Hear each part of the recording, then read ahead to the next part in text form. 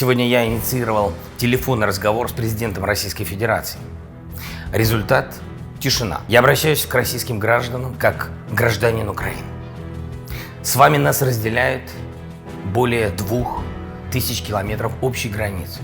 Вдоль нее сегодня стоят ваши войска, почти 200 тысяч солдат, тысячи боевых машин. Ваше руководство одобрило их шаг вперед на территорию другой страны. И этот шаг может стать началом большой войны на европейском континенте. О том, что может произойти со дня на день, сегодня говорит весь мир. Причина может возникнуть в любой момент. Любая провокация. Кто может этого не допустить? Люди. Если эти люди среди вас,